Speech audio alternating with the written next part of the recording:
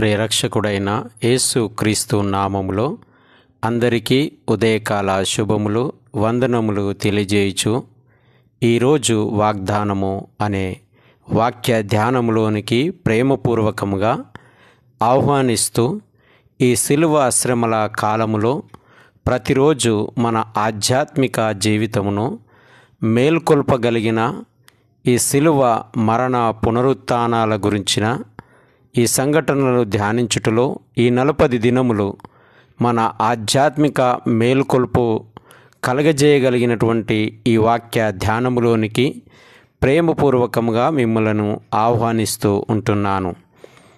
ఈరోజు దేవుని వాగ్దానము ఆదికాండము 6వ అధ్యాయము 18వ వచనము. అయితే నీతో నా నిబంధనను స్థిరపరచుదును, నీవును నీతో కూడా నీ కుమారులను నీ భార్యయు నీ కోడండును ఆ ఓడలో ప్రవేశింపవలెను. ఈ మాటను బట్టి లేదా ఈ వాక్య భాగమును బట్టి సర్వ సృష్టి ఎడల సర్వ మానవుల పట్ల దేవుని సంకల్పము ఉద్దేశము ఒక ప్రత్యేకమైనదిగా కనబడుచు ఉన్నది. మొదటిది, కలుషితమైన కల్మషమైనటువంటి ఈ సృష్టిని కడిగివేయవలసినటువంటి అవసరత ఏర్పడ్డది. రెండవది, కలుషితము కల్మషము లేని సృష్టి నిర్మాణము కొనసాగించబడవలసినటువంటి అవసరత ఉన్నది. ఈ 2 భాగములు ఇక్కడ జ్ఞాపకం చేయబడుచు ఉన్నది. నేడు ఈ భూమి మీద ఎన్నో రకములైనటువంటి ఓడంబడికలను, ఒప్పందములను, నిబంధనలను మనము చూస్తూ ఉంటున్నాం. సుమారుగా బైబిల్ గ్రంథములో మొట్టమొదటిగా చేయబడినటువంటి నిబంధన కూడా ఈ భాగమే మన జ్ఞాపకం చేయబడుతూ ఉంటుంది. సుమారుగా 200 సార్లు ఈ నిబంధనల గురించి బైబిల్ గ్రంథం ప్రస్తావన జరుగుతూ ఉన్నట్లు జ్ఞాపకం చేయబడుతూ ఉంటున్నది. దేశాలకు మధ్యన, మనుషులకు మధ్యన, భార్య భర్తలకు మధ్యన, విశ్వాసులకు దేవునికి మధ్యన ఈ నిబంధన ఓడంబడికలు అనేవి జరుగుతూనే ఉంటాయి. మనం పెళ్లి ప్రమాణాలు చూస్తాము కదండి. దేశాలకు ఒక దేశం పైన దాడులు చేయకుండా కంట్రోల్ చేయడానికి ఒప్పందాలు చేసుకునడం చూస్తాము కదండి. అంతేకాకుండా మనుషులకు మధ్యన ఒప్పందాలు చేసుకొని అల్లర్లకు, హింసలకు, అవమానాలకు, దాడులకు గురి కాకుండా కంట్రోల్ చేయబడడానికి చూస్తాం. అదే రీతిగా విశ్వాస సంబంధమైనటువంటి జీవితంలో కూడా దైవ మానవ అనుబంధాలను నిర్మాణము చేసుకోవడానికి ఒక ఒప్పందంలోనికి మనం వస్తాం. అదే క్రైస్తవ విశ్వాసంలో మనం చూసినప్పుడు బాప్టిజము జరుగుతున్నటువంటి సందర్భంలో లేదా నిర్ధారణ జరుగుతున్నటువంటి సందర్భంలో మనము కొన్ని ఓడంబడికలు చేస్తూ ఉంటాం. ఈరోజు మానవుణ్ణి గమనిస్తే నేను ఒక్కనే నీతిమంతునిగా, యథార్థంగా, నిష్కపటంగా బ్రతుకుతే సరిపోతుందా అనుకొని పొరపాటు పడుచు నేను ఒక్కనే ఉంటే చాలదు అనే విధంగా తన నిబంధనలను చెరిపివేసుకుంటున్నటువంటి వ్యక్తులుగా మనం చూస్తూ ఉంటున్నాం. ఏ ఓడంబడికను అతడు చేసుకొని ఉన్నాడో, ఏ నిబంధనను తన కుటుంబాల మధ్యన కావచ్చు, భార్య భర్తల మధ్యన కావచ్చు, దేవునితో విశ్వాస సంబంధమైనటువంటి ఓడంబడిక కావచ్చు, దేశాలకు మధ్యన చేయబడుతున్నటువంటి ఓడంబడికలు కావచ్చు, అవి ఒక రక్షణార్థమైనవి, దేవుడు ఇష్టపడుచున్నటువంటి కార్యములు జరిగించేటటువంటివి, మానవ శ్రేయస్సును, మానవ అభివృద్ధిని, సమాజ నిర్మాణమును పెంపొందించగలిగినటువంటి విషయాలుగా ఉన్నటువంటి ఈ మానవీయ కోణంలో ఆలోచన చేసినప్పుడు ఈ ఓడంబడికలు మన జ్ఞాపకం చేయబడుతూ ఉంటున్నాయి. ఇలాంటి సందర్భంలో ఒక విజయవంతమైనటువంటి, ఒక సఫలమవుతున్నటువంటి, ఒక రక్షణను అందించగలిగినటువంటి ఓడంబడికలు, రక్షణార్థమైనటువంటి ఈ నిబంధనలను మానవుడు అతిక్రమిస్తున్నట్లుగా జ్ఞాపకం చేయబడుతూ ఉంటుంది. అనగా ఎవరితో ఒప్పందాలు చేసుకుంటున్నావో, ఎవరితో ఓడంబడికలు చేసుకుంటున్నావో దానిని అతిక్రమిస్తున్నటువంటి విధానమును బట్టి జరుగుచున్నటువంటి పరిణామాలను మనం గమనించినప్పుడు హింసలు జరగవచ్చు, దాడులు జరగవచ్చు, యుద్ధములు జరిగి ఎంతో ప్రాణ నష్టము, ఆస్తి నష్టము, డెవలప్మెంటు అనేవి ఆగిపోతూ ఉండవచ్చు.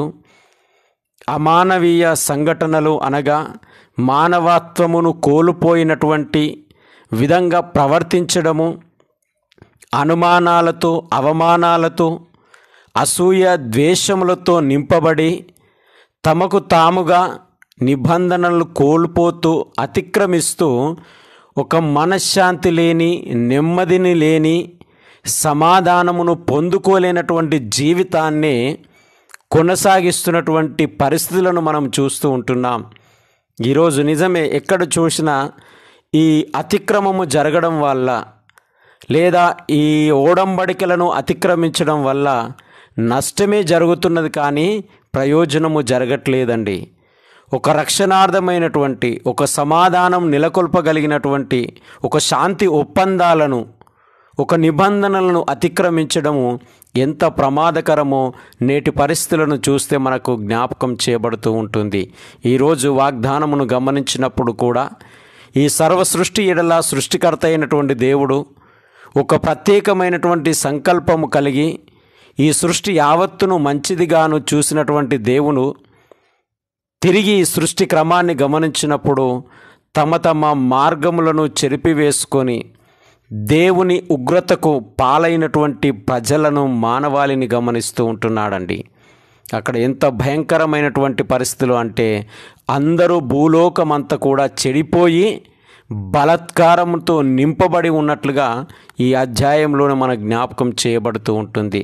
అట్టి సందర్భంలో తన మార్గములను, రక్షణార్థమైనటువంటి నిబంధనను నెరవేర్చగలిగిన, నిలుపగలిగిన, కొనసాగించగలిగిన ఒక యథార్థమైనటువంటి వ్యక్తి, నీతిని కోల్పోకుండా నిష్కపటమైనటువంటి వ్యక్తిగా జీవిస్తున్నటువంటి వ్యక్తి దేవునికి అగుపడినట్లుగా మనకు కనబడుతూ ఉంటుంది.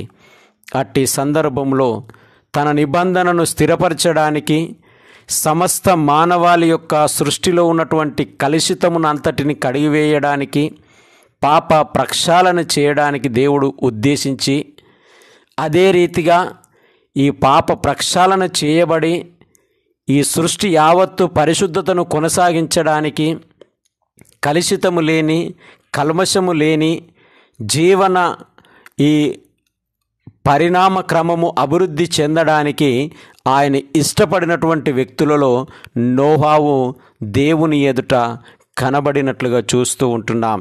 అందుకే ఆయన మాట్లాడితే ఏమంటున్నాడు అంటే 7వ అధ్యాయము 1వ వచనంలో, ఆదికాండము, ఈ తరము వారిలో నీవే నా ఎదుట నీతిమంతుడవై యుండుట చూచి తిని గనుక నీవును నీ ఇంటి వారును ఓడలో ప్రవేశించుడి.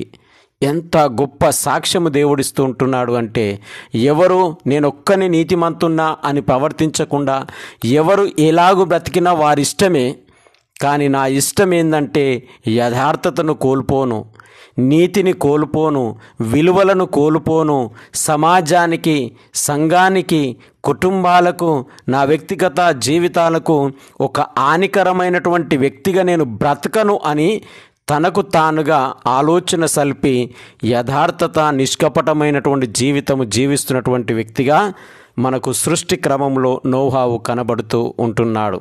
అట్టి వ్యక్తితో దేవుడు మాట్లాడుతుంటున్నాడు, నీతో నా నిబంధనను స్థిరపరుస్తాను, ఈ సృష్టి కొనసాగించబడము అనేది నీతోనే జరుగుతుంది అని గొప్ప వాగ్దానమును చేస్తూ తనతో ఓడంబడికను చేసుకుంటున్నాడు. ఆ ఓడంబడికను శిరస వహించి దేవునిపైన నమ్మకము కలిగి, ఆయన యందు విశ్వాసము కలిగి విధేయుడై జీవిస్తూ ఆయన చెప్పినటువంటి ప్రతి కార్యమును విజయవంతముగా చేసినట్లుగా 22వ వచనమును జ్ఞాపకం చేయబడుతుంది. దేవుడు అతనికి ఆజ్ఞాపించిన ప్రకారము యావత్తు చేసెను అని జ్ఞాపకం చేయబడుతుంది. ఈ శ్రమల దినాలలో యేసుక్రీస్తు ప్రభుల వారు కూడా, ఇదిగో ఇది క్రొత్త నిబంధన యొక్క నా రక్తం, నన్ను జ్ఞాపకము చేసుకొనుటకై నా రాకడ వరకు దీనిని చేయుడు అని సృష్టితోనూ ఆయన యందు విశ్వాసము కలిగిన సమాజముతో నిబంధన చేసుకున్నప్పుడు మనము రక్షణార్థమైనటువంటి నిబంధనలో ఏ స్థాయిలో కొనసాగించబడుతున్నాం, ఆయన మహిమ కొరకు జీవిస్తున్నాం అనేది జ్ఞాపకం చేయబడుతూ ఉంటుంది. ప్రియమైన సహోదరులారా, ఈ ఉదయకాల సమయంలో మనల్ని మనము మన నిబంధనలను పునఃపరిశీలించన చేసుకున్నప్పుడు చెడును, పాపమును, బలహీనతను, నీతి న్యాయములను నిందారహితులుగాను, కుటుంబములోను, సమాజములోను, దైవ సంబంధమైనటువంటి ఆధ్యాత్మిక జీవితములోను ఏ విధమైనటువంటి ఎదుగుదలను, అభివృద్ధిని మనము కోరుకొనగలుగుతున్నాం, జీవించగలుగుతున్నాం. తద్వారా మనశ్శాంతిని, నెమ్మదిని, సమాజంలో మాదిరిని చూపించగలిగినటువంటి వ్యక్తులుగా జీవించగలుగుతున్నామా అనేది జ్ఞాపకం చేయబడుతూ ఉంటుంది. దేవుడి మాటలు దీవించి ఆశీర్వదించునుగాక. పరిశుద్ధుడా, ప్రేమగల తండ్రి, మహోన్నతుడా, ఉదయకాల సమయం బట్టి మీకు వందనాలు చెల్లిస్తూ ఉంటున్నాం. నిజమే ప్రభువా, రక్షణార్థమైనటువంటి నిబంధనను మా ద్వారా కొనసాగించడానికి ఇష్టపడుతూ ఉండగా మా స్థాయి దిగజారిపోయి బ్రతుకుతూ ఉంటున్నామా? విధేయులుగా బ్రతుకుతూ ఇదిగో తండ్రి, సమాజానికి, లోకానికి ఒక వెలుగు సంబంధమైనటువంటి నీతి న్యాయములను, నిష్కపటమైనటువంటి జీవితాన్ని నేర్పించగలిగినటువంటి స్థితిలో మేము ఎదగగలుగుతున్నామా అని మమ్మల్ని జ్ఞాపకం చేస్తున్నందుకు మీకు వందనాలు చెల్లిస్తూ ఉంటున్నాం. ప్రతి బిడ్డను ఈ దిన దీవెనలతోనూ ఆశీర్వాదములతో నింపుమని ప్రార్థిస్తూ ఉంటున్నాం. కన్నీళ్లతో, దుఃఖంలో, బాధల్లో, అనారోగ్యముల చేత బాధపడుతున్నటువంటి బిడ్డలను స్వస్థపరిచి ఆయురారోగ్యములు ప్రసాదించండి. ఉద్యోగములు చేస్తున్నటువంటి బిడ్డల రాకపోకలందు నీ సన్నిధిని కాపుదల నుంచి ఈ దిన దీవెనలతో, ఆశీర్వాదములతో నింపుమని యేసయ్య పరిశుద్ధ నామమున ప్రార్థించి అడిగి వేడుకొనుచున్నాము తండ్రి. త్రియక దేవుని యొక్క దీవెన, ఆయన నిత్య సమాధానము మనందరికీ తోడుని దీవించి ఆశీర్వదించును గాక. ఆమేన్.